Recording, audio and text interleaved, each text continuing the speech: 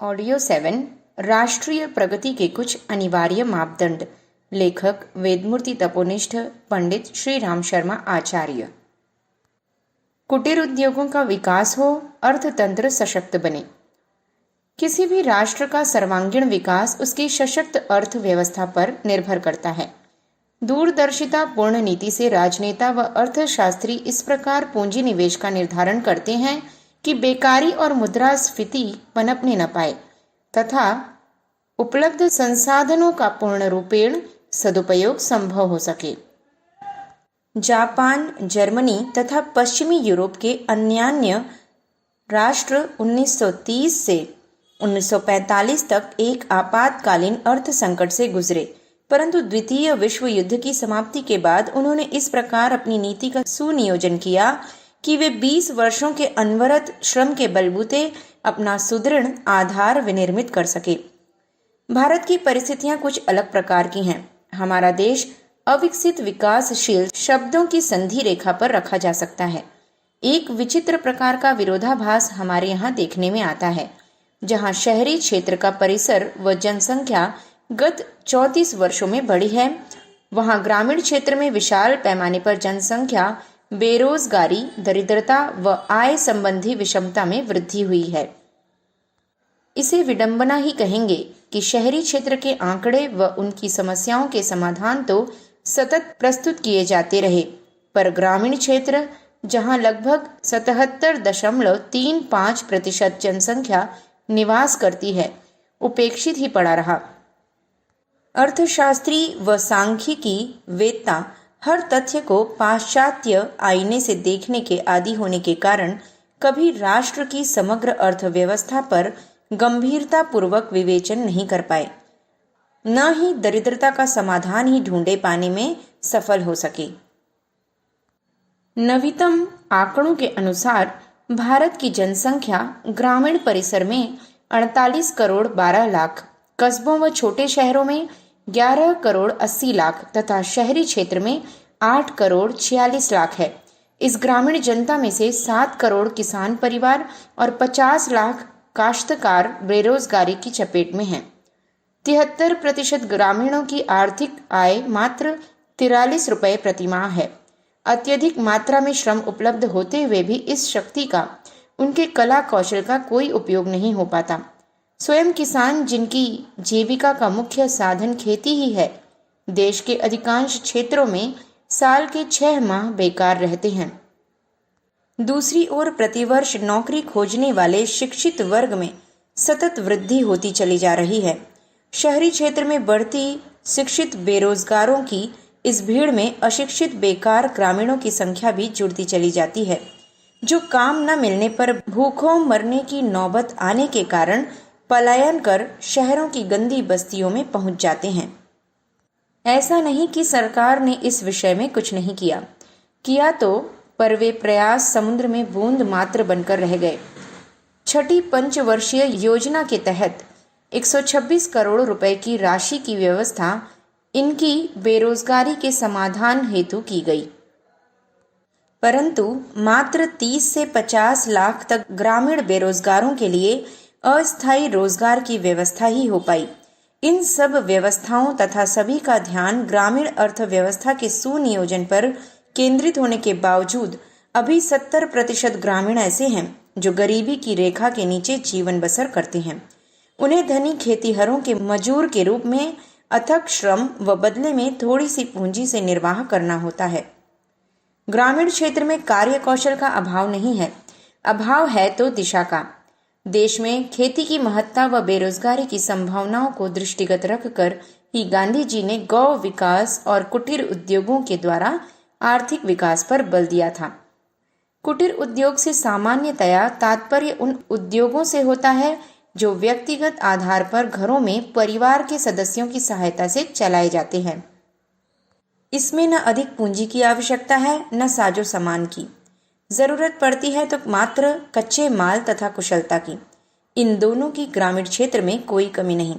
समुचित मार्गदर्शन के अभाव में ही इस कौशल प्रतिभा का उपयोग नहीं हो पाता। कुटीर उद्योग व लघु उद्योग में थोड़ा अंतर होता है। लघु उद्योग का सूक्ष्म आधार है यांत्रिक विधियां। तथा कुटीर उद्योग का हस्त विधियां। कुटीर से तात्पर्य है मुख्य रूपेण ग्रामोद्योग।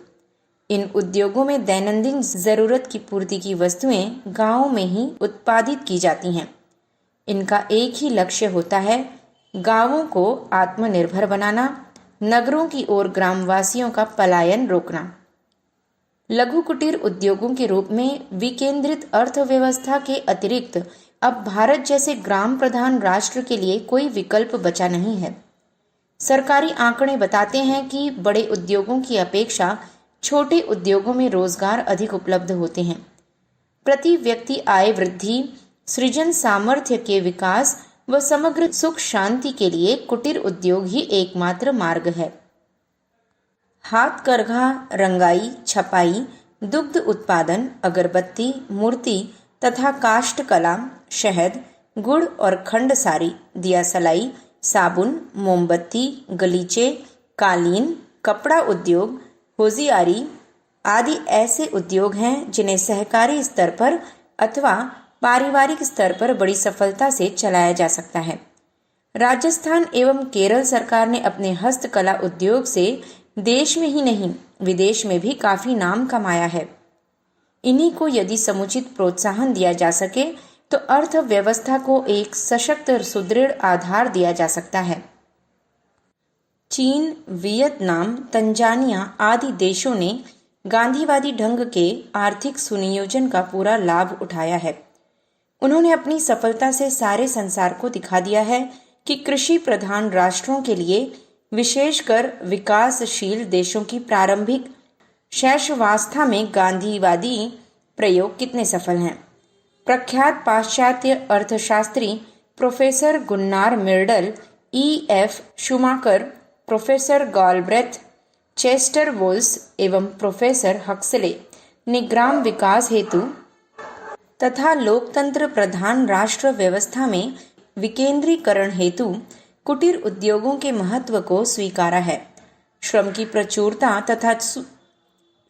प्रचुरता तथा नियोजन हेतु पूंजी की अपर्याप्तता की स्थिति में कुटीर उद्योग ही एकमात्र समाधान देते हैं।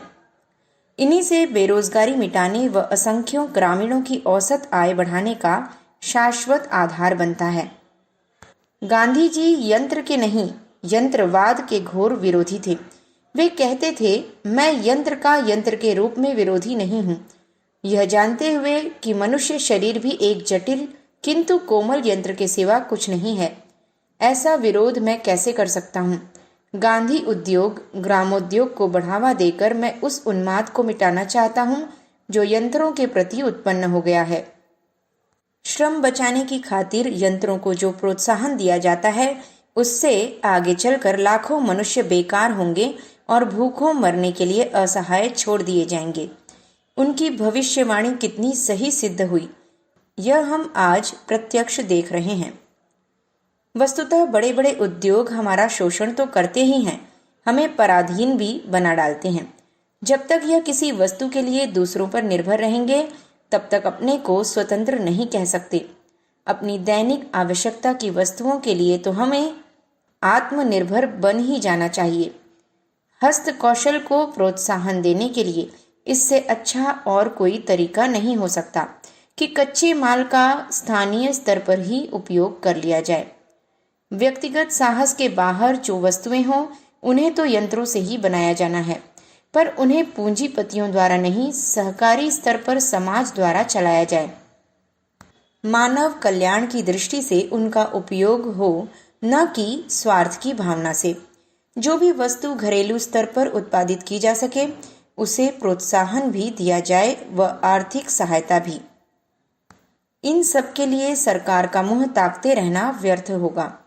अच्छा हो स्थानीय स्तर पर उपयुक्त हस्त कौशल तलाश कर इन उद्योगों को लघु पूंजी से ही सहकारी स्तर पर आरंभ कर दिया जाए।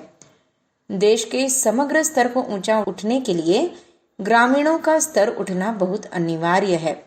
इस तथ्य को हमेशा याद रखा जाए, क्योंकि नगरों के औद्योगिकरण से उत्पादन बढ़ोतरी का एक लाभ हुआ है, किंतु साथ ही अनेकों प्रकार की समस्याएं भी उत्पन्न हुई हैं।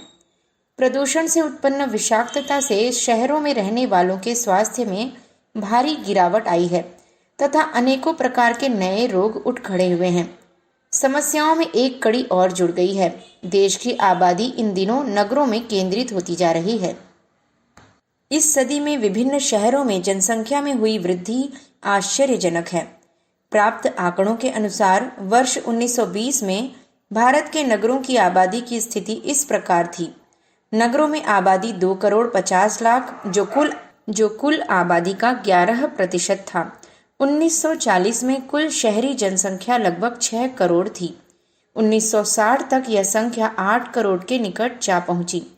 पिछले 2 दशकों में शहरी आबादी में द्रुतगति से वृद्धि हुई है। प्राप्त आंकड़ों के अनुसार नगरों में वर्तमान समय में लगभग 14,50,00,000 अर्थात कुल 22% व्यक्ति रहते हैं। देश में कुल 2,643 नगर हैं, जिनमें 142 नगरों की आबादी 1 लाख से ऊपर है। 9 महानगरों की 10 लाख से ऊपर है।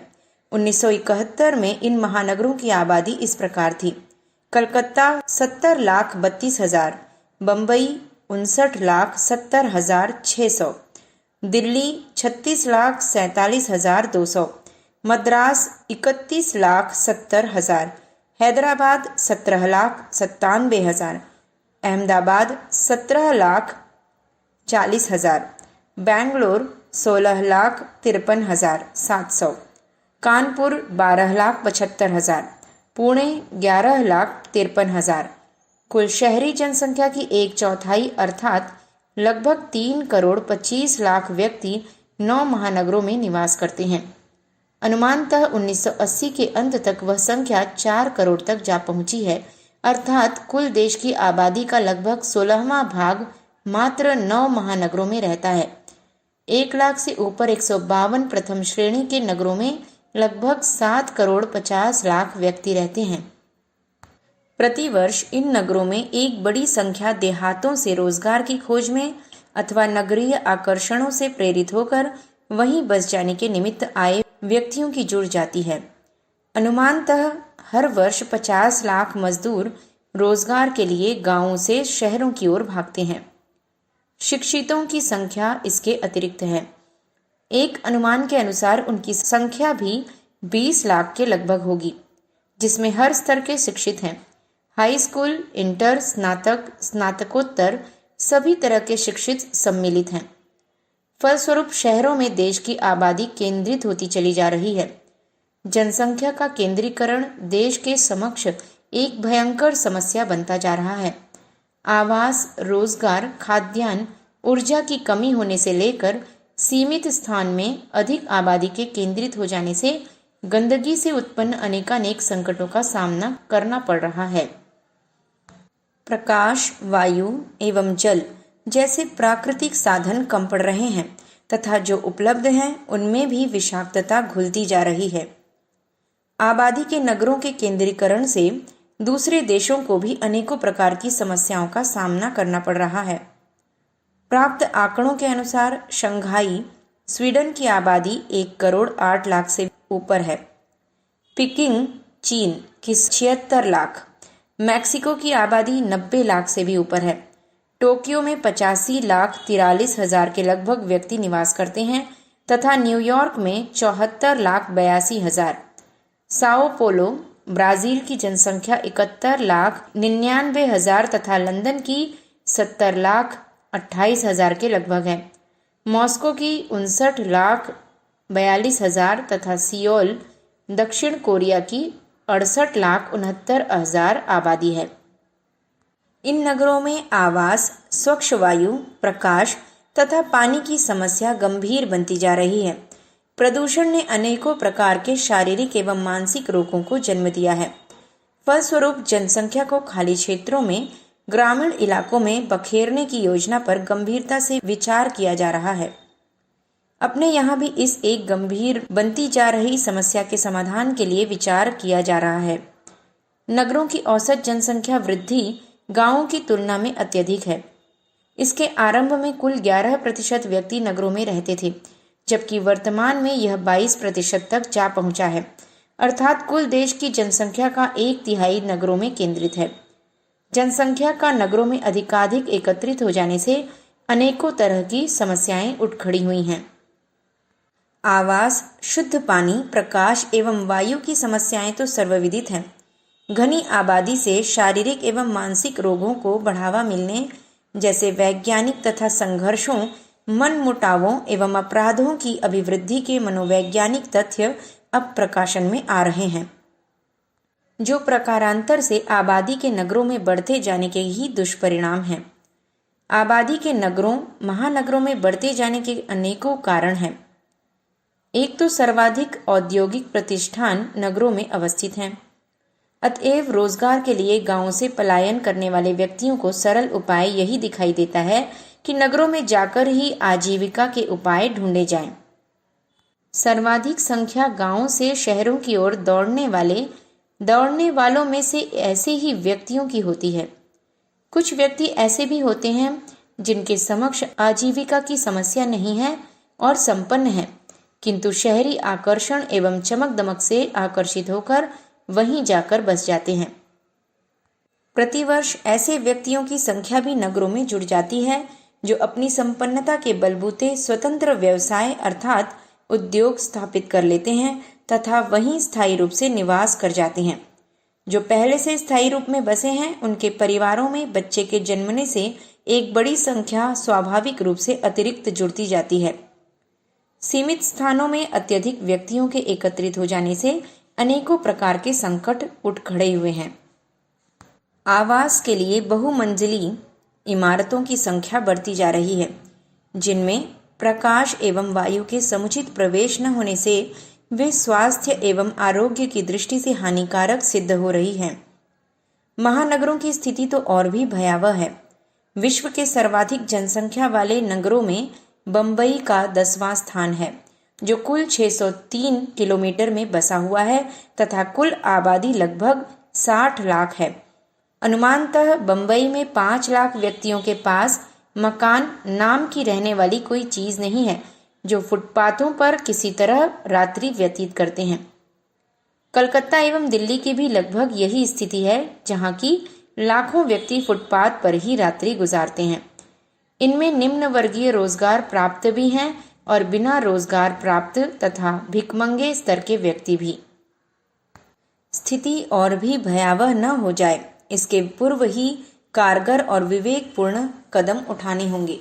देहातों से रोजगार के लिए नगरों की ओर पलायन रोकने एवं वर्तमान शहरी आबादी को खाली देहातों में बखेरने के लिए सरकारी एवं गैर सरकारी दोनों ही स्तर पर प्रयास करने होंगे।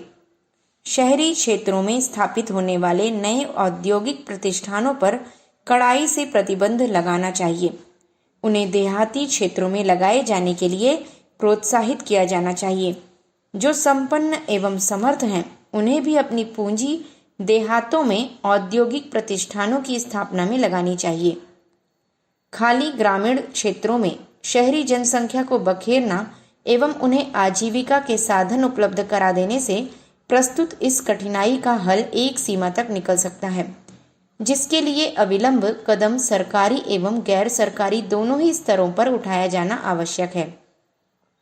इससे ग्रामीण विकास का मार्ग प्रशस्त होगा और साथ ही प्रस्तुत समस्या का हल भी निकलेगा।